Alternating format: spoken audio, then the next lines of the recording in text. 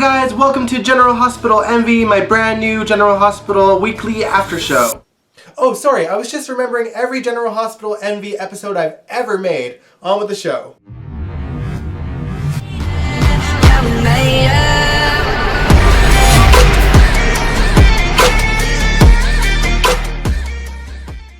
Welcome to General Hospital Envy, my GH after show. I'm sure it hasn't gone unnoticed by you guys that in the episodes of GH, we are getting more and more flashbacks every single day. Don't get me wrong, I know why they're doing it. We've clearly gotten to a point where the show is running out of new footage. So the editors are working overtime to throw in these flashbacks to make sure that we get as many new episodes as possible before they go completely off the air. As you guys know, due to COVID-19, GH has stopped production and there's no telling when it'll be back. I appreciate it, but at the same time, it is getting harder every day to hold my attention with this show. I mean, at one point they were showing Maxie and Peter's flashbacks. I went to the washroom, number 2, came back, and that shit was still going. I was like, oh my god, this is awful. I was on Soap Central and someone was like, we should make a drinking game, take a shot every time there's a flashback, and I was like, do you want me to die? There was 20 flashbacks for Maxie and Peter, and on top of that, there were several other flashbacks for other characters.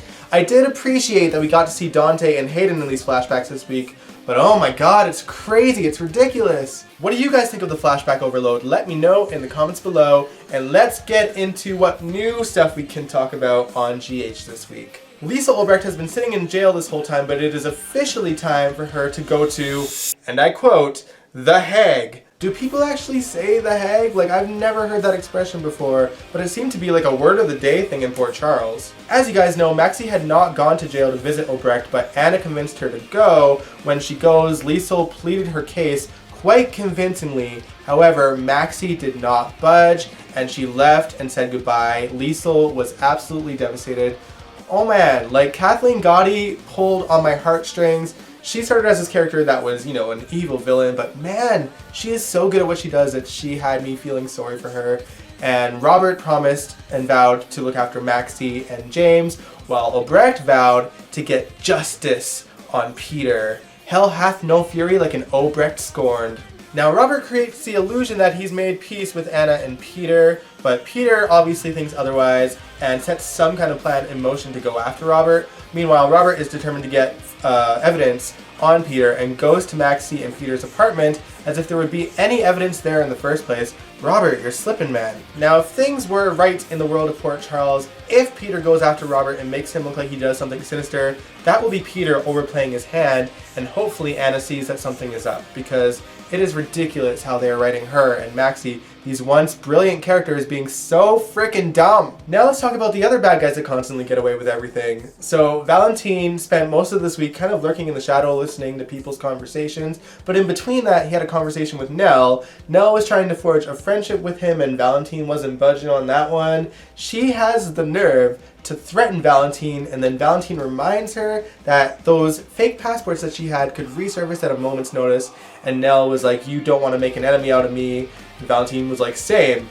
With any luck, they'll take each other out and we'll be over this nonsense. Meanwhile, the foursome that is Michael, Chase, Willow, and Sasha go back and forth on whether Willow should marry Michael or not. Chase, after having a bunch of flashbacks of his relationship with Willow, decides that it might be best if she marries Michael after all. I'm just like, this whole thing is doing my head in, you guys. This is so dumb. You know what would be easier than all of this? If Sunny just whacks Nell, buries the body, and they can't find her, and Sunny gets away with the crime as per usual. This would avoid several months of story that we do not need to see. Sunny not going after someone that's going after his family doesn't make any sense. It doesn't make sense. This is not who Sunny is. Sunny Corinthos would not think twice about killing someone that's going after his family. This is nuts. This is just so that they drag out the storyline until we go freaking crazy. Now, aside from a few minor things like Lulu and Brooklyn fighting for stupid reasons while Dusty referees, and Nina suddenly having compassion for Nell now that the audience knows that Nell might be Nina's daughter, and Sunny having hypocritical words with Nicholas, the biggest story of the week, surprisingly enough, was Violet's birthday party. Finn spent the entire week preparing to throw the biggest birthday party that any child has ever seen, and surprisingly enough, it happened on screen. They actually brought all the children out of the attic to participate in it.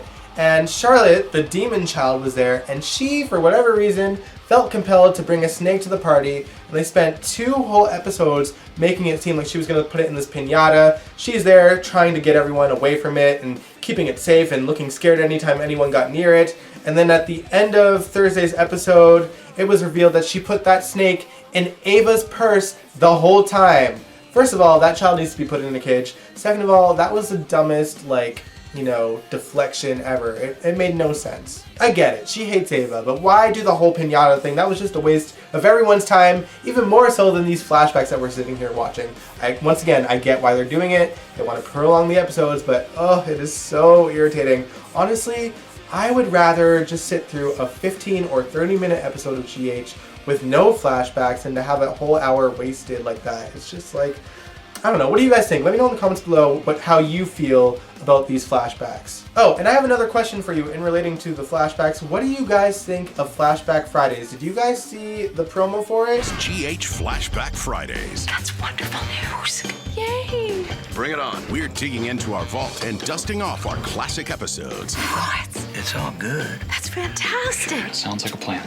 I'm in. Digging into the vault and dusting off classic episodes? Y'all barely touched the dirt. You gave us last year's anniversary episode, Wiley's birth, and Ava's fever dream. Those aren't classic episodes. Those are reruns. Call it for what it is, or actually go with what you're promoting and bring us an actual classic episode. It is ridiculous. I've never seen such a stupid promo in all my life. I don't watch The Young and the Restless, but supposedly on their Flashback Fridays, they're showing legitimate classic episodes. What's wrong with y'all? Even if you don't have the rights for the music and whatever else, y'all can put your editors to work. You're clearly willing to pay residuals to actors that are no longer there because you showed Dante and you showed Hayden, and I'm sure the ones from the 80s would be a lot less so. So just pay them, put some new music in there. It's not like the editors are editing new episodes of GH at this point anyway. So, I don't know. What do you guys think? Are you as annoyed as I am at these Flashback Fridays? Let me know in the comments below. But anyway, I'm going to end the video here. If you liked it, give it a big old thumbs up. Subscribe if you want to. And I will catch you guys next week. Peace out. Thank you for watching General Hospital Envy, and I will see you guys next time.